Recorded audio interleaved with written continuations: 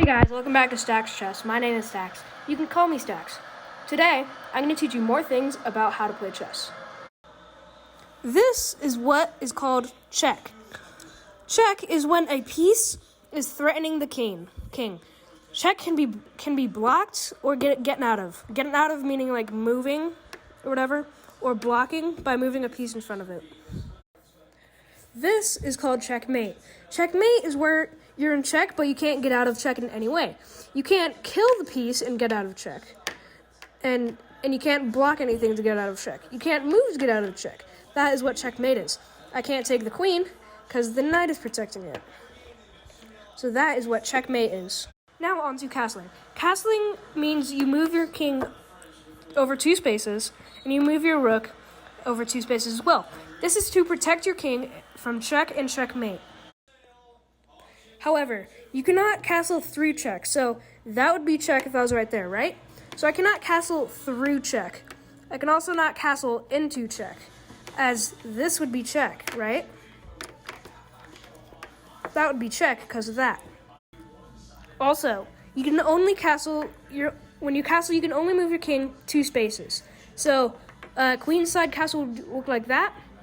King side castle would look like this. One more thing, or 2 more things about castling. You can no longer castle if you move your king anywhere on the board once at all. You cannot castle after you move once. Also, if you move your rook once, you can no longer castle with that rook. But you have a second rook, so you can castle with that rook. So let's say I move this, I can still castle on this side. Now on to capturing pieces. When a pawn is diagonally next to a queen, they can take. But some people may think they can't take it because there's a piece there. But it's allowed because it's taking. Now, the bishop can take the queen, right? Because it's in his pathway. But the queen can also take the bishop. But would that be a good move? No, because the king can just take the queen. The queen is one of the most important pieces on the board. Do not lose your queen. Make sure it is not in a piece's pathway, so it will not be killed. A knight which moves like this can take any piece as long as it's on the square that they're moving to. In this position, a rook can capture the queen, right? But let's say, Let's say it's black's turn. The queen can capture the rook, but it would not be smart because the pawn could just take the queen. So, remember, just do not put your queen in places where it can be taken, or really any other piece. So, let's say, they put their knight there. It's threatening this pawn, right? You want to protect the pawn. You may think, oh, it's just a stupid pawn, but no. Every piece matters. This is an example of a pin. A pin is when a person cannot move their piece, otherwise it would be check, or they could capture another piece, like a queen or something. So they cannot move their rook or knight here, because that would be check. This is an example of a fork. A fork is where it threatens 2 pieces, and your opponent has to save one of them. So let's say they move their queen here. The knight can still do that, take the rook. But let's say they move their rook. I can still take her queen because it's in the knight's pathway. The nastiest fork of them all is between the king and the queen.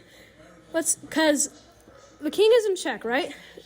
Right? So when the king moves out of check, the knight will just take the queen. This fork can also be with any other piece. Check, they move, and then you take. It can also be used with the bishop. Check, they move, you take. But it cannot be taken with a knight. Okay, so let's say I move the knight from here to there. Check, right? So then the knight can just take that. Unless it's something like this, because this is a pin, right? Check, he cannot take your knight because it would be check, right? So, yeah. Now I will teach you the point system. So, both knights and bishops are worth 3 points. Rooks are worth 5. The queen is worth 9. That's why they're so important. The king is worth infinity because when it dies or whatever, it's game over. It's the same for every single piece, but the pawn is worth 1 point. That's why some people think the pawn is so worthless. But no, every point counts. The point system is the same for black. I shall now teach en passant. So let's say black has a pawn right here, okay? So white moves their pawn 2 spaces up. Remember, they can only move their pawn 2 spaces up on their first move only. So what does black do? They go here, en passant. Yes, I know. There's no space. There's no piece there for the pawn to take. But it's a hidden rule that most chess players do not know. So you say en passant, you move here, and then you take the piece right there. Now, en passant is only active when it's only on a 2-piece move. That's it for today's lesson. Make sure to check out my other videos.